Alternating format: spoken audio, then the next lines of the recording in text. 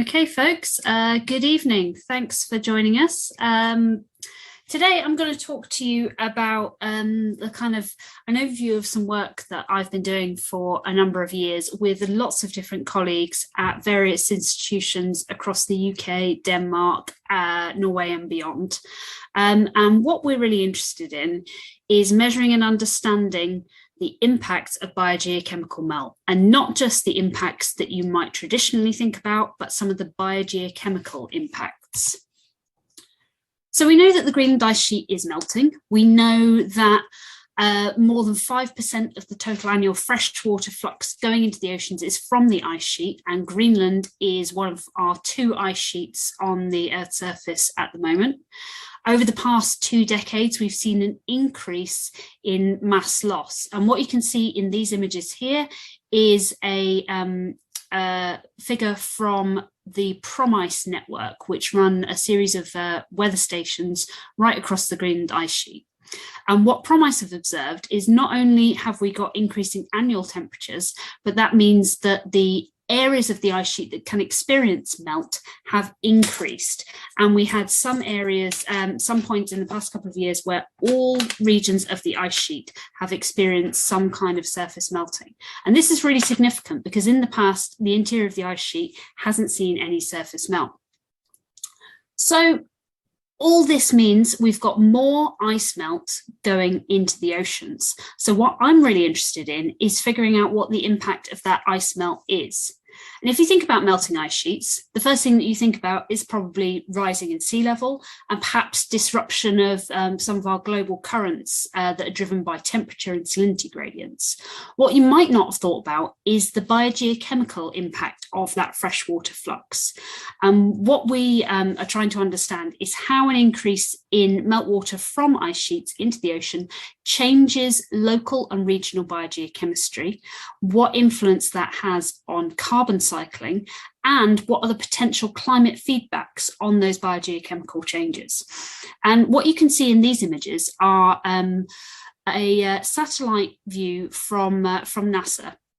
And this is the edge, the southwest corner of the Greenland ice sheet. And you can just see in the ocean there, a little kind of smear of bluey green color in the darker ocean. And that's actually an algal bloom off the edge of the ice sheet. And what we don't quite understand is the mechanism by which those algal blooms are driven. Is it that a physical effect of the meltwater going into the ocean driving upwelling from the subsurface, or is it a biogeochemical impact whereby meltwater from the ice sheet is actually fertilizing the oceans and causing some of these blooms?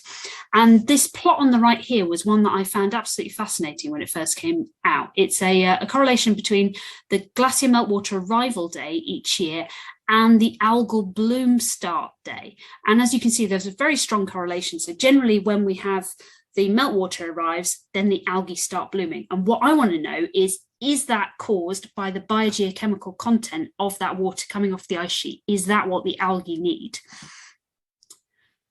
So how do you go from surface melt to water coming out into the ocean? What we've got in this image here is a kind of simplistic overview of what we think the structure of the Greenland ice sheet drainage system might be like. So you can see on the top, we've got snow. And then as that snow begins to melt, it exposes a firn surface, and firn is snow that's compacting and is on the way to becoming ice. And then you've got the exposed ice surface. And meltwater that's generated on that exposed ice surface somehow finds its way through the ice and then channels its way through little cracks and crevasses in the ice and forms a drainage system that can be quite extensive underneath the ice. Then the rivers that form beneath the ice flow down into the oceans, either going via a land terminating river, so one that we can see, or flowing directly into the oceans if the ice sheet ends up in the ocean itself. And so what I'm really interested in is tracking the progress of this meltwater as it passes through the system. The problem is that meltwater is sealed underneath a couple of kilometres of ice, so it can be really hard to find out what's going on. So rather than measuring what's going on underneath the ice, we have to measure what's going on in front of the ice and then back calculate what must have happened to that water before it made it to us. So by measuring the chemistry of the water there, we can figure out what happened to that water before it arrived at the point we sample it. And what's happened to that water? Well, that water started off as ice, so not much happened to it before it got underneath the glacier. And then, because glaciers, as they move, they crush up the bedrock underneath them. That creates a load of reaction surfaces. So when that water hits that crushed up bedrock, chemical reactions happen. So when we take those samples in front of the ice, we have to be chemical detectives and figure out what could have occurred in that water to make it the composition that it is, and what that means for the biogeochemistry of the water heading into the oceans. The problem is we can do kind of rock meets water. That's pretty simple to simulate in the lab. We can figure out what the geology is of the area. We can figure out the minerals, and we can say, right, these reactions must have happened. Problem is, there's not just rocks in the glacier environment. We also have microbes. And it seems like the Greenland ice sheet wouldn't be a great place to live if you're a microbe. It's pretty cold. It's dark for a few months of the year. There's not much food. But despite that, there are actually habitable niches in the glacial environment that can be really great places to live, because the microbes that live there are super specialized for their particular environment. And what those microbes do is they take part in those chemical processes as well. So as well as figuring out what's going on underneath the ice, where you've got this kind of chemical reactions going on, you have to add microbial reactions in there as well when we're trying to do our detective work and find out what's happened to that water. So we've got two big environments where big chemical changes happen before the water makes it out to the sea. The most significant one is underneath the ice, the subglacial environment. And this is where you get these crushed up rocks mixing with this meltwater for the first time. You also have microbes present in the subglacial environment. And these microbes are very specialized because they don't have access to sunlight. So they've evolved to extract nutrients from the rock underneath the glacier. As well as the subglacial environment, you have the supraglacial environment. That's the environment on top of the ice. And on top of the ice, you get dust that's been blown up onto the ice surface. And that again mixes with meltwater, and you get more chemical reactions. As well as having the kind of dust processes, you have microbes that live on the ice surface and on the snow. And those microbes, as well as being able to extract nutrients from rocks, they're able to photosynthesize because they have access to sunlight. So that means we've got primary production to deal with, as well as those chemical reactions. Then the nutrients that are generated in those little habitats under the ice and on top of the ice, when the meltwater flows through those habitats, it takes the nutrients that the microbes have recycled and exports it out to sea. And one of the ways that happens is when microorganisms die, their cells bust open, and all the stuff that was included in those cells is released to the meltwater. And that means that the nutrients that are exported in the meltwater tend to be quite easy to digest if you're another microbe. They're known as bioavailable, which means that rather than a microbe having to work really hard to use some enzymes, use a lot of energy to extract nutrients from rocks, they can just munch up whatever was released from the dead microorganisms. It's a kind of shortcut. One of the ways that I like to think about it is, if you've got a cheeseburger, you can eat that pretty easily, get a really big release of energy. If you've got some kale, you can get the same release of energy, but it's going to take you a long time and a lot of chewing. So the microbes that are able to access the kind of cheeseburger organic matter, they're super happy. And that's what we think might be happening in the oceans just downstream of these glaciers, is they're basically receiving a load of mini microbial cheeseburgers rather than having to subsist on kale.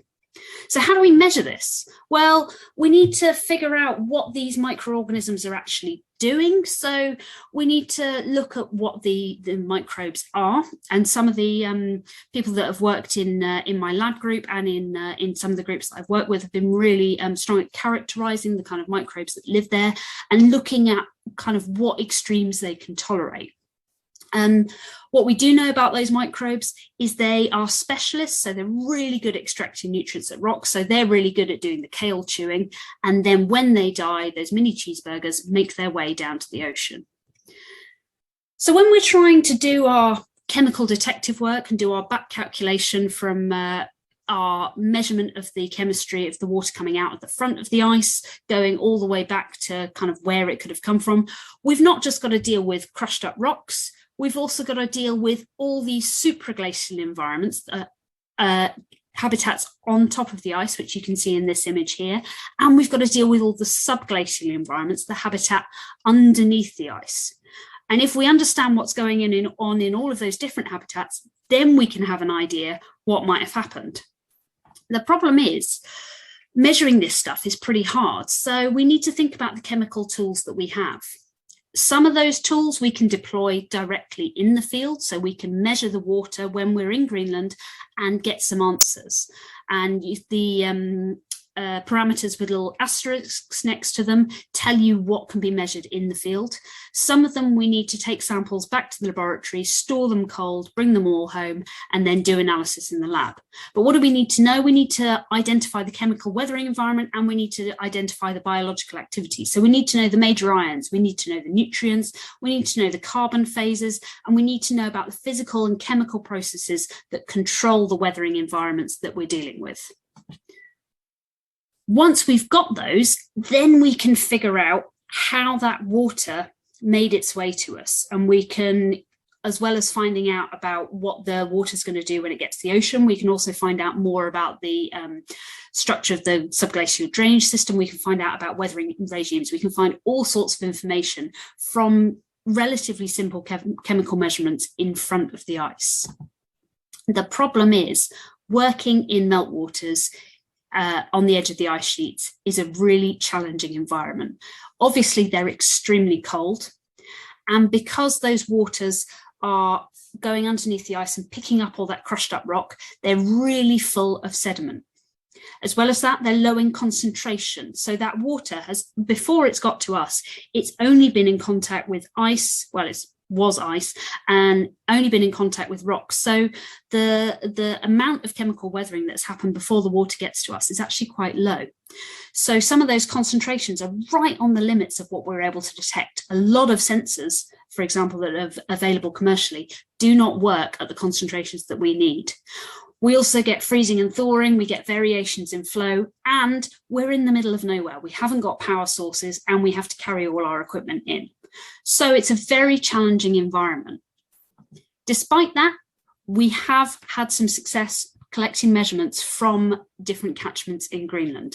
And I was part of a long-running sampling campaign going from 2009 to 2019 at 2 different locations in Greenland, run by the University of Bristol, with contributions from Southampton, from Prague, from a number of different colleagues all over the world. And what we did was set up monitoring stations at 2 glaciers, one known as Leverett Glacier, which you can see on the west coast, and one known as Kjaptut down on the southern tip of Greenland. And these 2 environments are similar, and they're both waters coming out from the ice sheet, flowing into a river which goes along land, so we can access the waters before they get into the ocean. They're both places where we were able to install sensors which measured the geochemistry in situ, and we were also able to measure how much water was coming out over time. It was a pretty challenging place to work. For example, Leverett Glacier, we had to drive up a road, then rig up a river crossing using a boat, haul ourselves over the river crossing, then hike for a couple of miles to a remote camp that we set up. And all our supplies either had to be carried in, or we had a limited helicopter resupply as well. At Kjaptut was slightly more accessible. We were able to walk from a town, but it was still several hours walk over very rough terrain. So getting these samples was really, really challenging, but it was worth it because we were able to find out what's going on in these systems. We were also very lucky because we were able to sample during an extreme melt year. In 2012, Greenland ice sheet experienced very, very high melting. And you can see in this plot from PROMICE here, this bright green peak in the middle here, that was the 2012 melt event. So as well as being able to compare two different catchment, a large one, the Leverett Glacier, and a small one, Kiaptut-Sermiak down in the south, we were able to look at a very large melt event at the Leverett catchment and see what the impact of an increase in meltwater is on the chemistry. And what did we find out? We found out about the extent of the drainage system. We found out about all the different microbial habitats that can be accessed at different points in the season. And we found out how microbial activity changes the chemistry of the melt over time. And how do we do that? Well, we basically got a load of wiggly lines, like you can see in the bottom right-hand corner. And all of these wiggly lines are either measured by continuous sensors, which we've installed and then, calibrate every few days, or for the next set of wiggly lines here, we take samples back to the laboratory and investigate the chemistry using ion chromatography. So what did we see? We saw that, as you'd expect, as the season goes on, discharge increases as you get more sunlight, rising temperatures, then you get more and more meltwater coming through the system. And you can see in the top right-hand plot here, the 2012, that big old peak in discharge there. What I found most interesting about these plots as a geochemist was the pink line, and this is the pH from those plots. And I found at these sites that the pH remained pretty much above 8 for the majority of the melt season at most sites. And the pH of pure water is 7. And it's a logarithmic scale. So a relatively small increase in pH units is actually a very large increase in chemistry. So this pH signal got me wondering that there must be something going on in the carbonate weathering system underneath the ice that's changing the behavior of the meltwater. And so I began to investigate the overall chemistry of the water. First, I wanted to see if we had a difference between the high melt year, so 2012, which you can see on the left, and a normal melt year, 2015, which you can see on the right. And I looked at the various balance of the different ions. And I mean, really, there was no real difference in the concentration being output in either year. So having a big melt event doesn't seem to change the geochemical signal, just means we get more and more water. So more of this stuff is being dumped in the oceans. Doesn't seem to be different stuff being dumped in the oceans when you get an increase in melt. Then the next thing we did was started looking at the nutrients that are being exported over time. And this is an overview of papers by many of my colleagues at Bristol, at Prague, in Alaska and beyond. And we started to characterize the various nutrients that we know microorganisms need in the oceans and find out how much is coming out of the ice sheet compared to other known systems. And one of the things we compared to was large river systems, for example, large Arctic river systems or the Amazon River. And the reason we did that is because these are known inputs to global biogeochemical models, whereas the ice sheets at the moment is such an unknown that it's not very well modeled. Some of the rivers are. So we started looking at the concentrations being output every year and compared that with what we know about elsewhere on the globe. And the conclusion of these papers is that we really need to know what's coming off the ice sheets because it is a significant input to the oceans. So the conclusions from the nutrient study were that the export of carbon, nitrogen, phosphorus, and micronutrients is likely critical for supporting ocean primary production. So remember those algal blooms that I showed you off the southwest coast? This is the same kind of algal bloom system on the eastern coast of Greenland.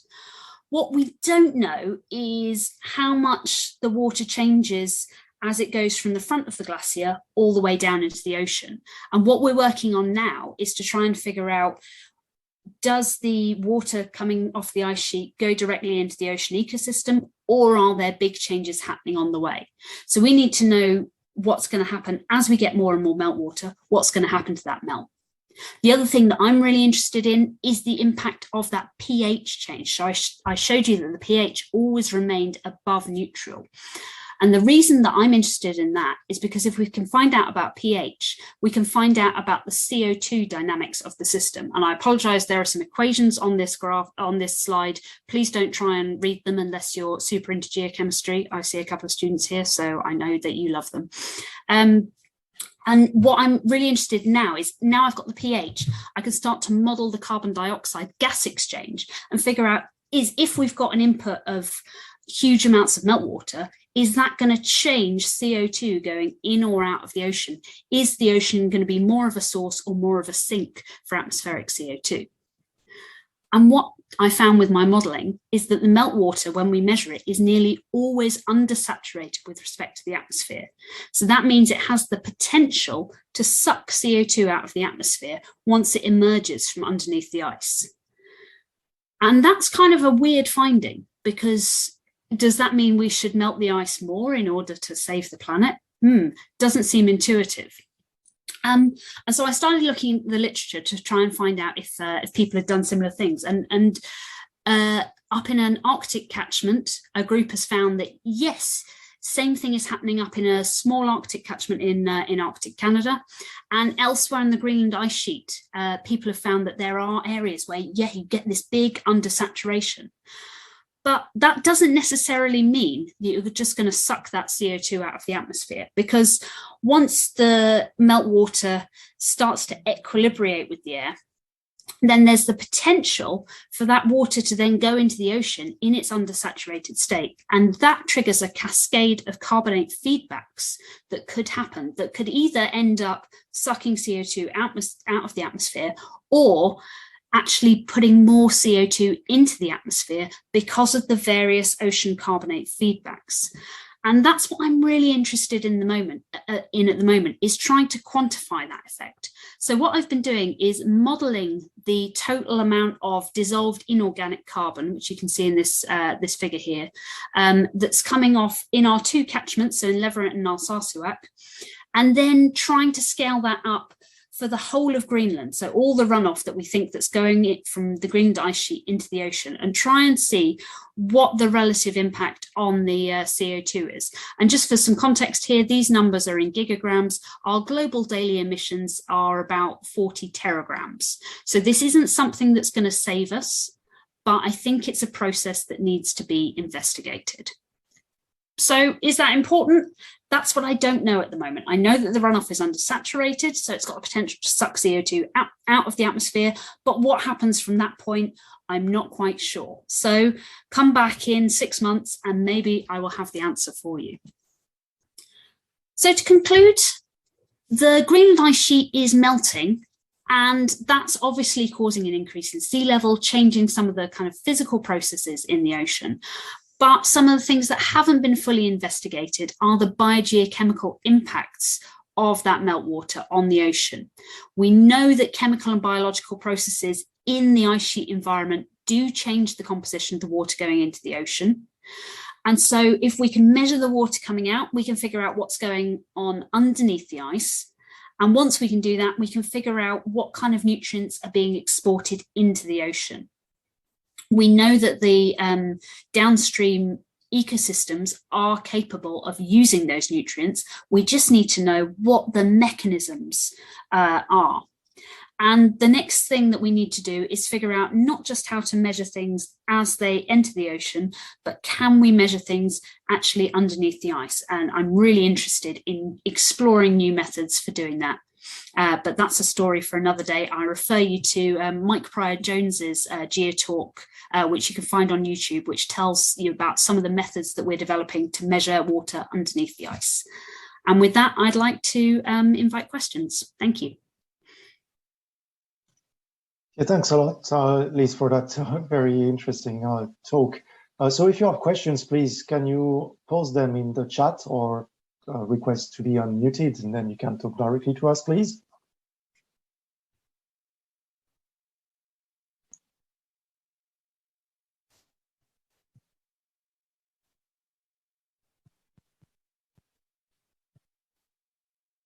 I don't see any question coming through right now. So I have a general question because you're working a lot in Greenland, and I was wondering whether what you observed there you think is something that could be applied to other places like Antarctica, because in terms of carbon sink, maybe if you want to scale the sort of processes up, maybe Antarctica might be a good place to look at. But is it actually similar to Greenland? That's a great question, actually. So some of the microbial processes that I talked about, I actually did my PhD looking at microbial systems in Antarctica. So we know that some of the same processes are happening in Antarctica. We also know that Antarctica does have extensive subglacial drainage. But the kind of difference between Antarctica and Greenland is because Antarctica is that much colder, you don't have such extensive drainage and you don't have quite so much subglacial drainage direct into the oceans, or if you do, it's not accessible.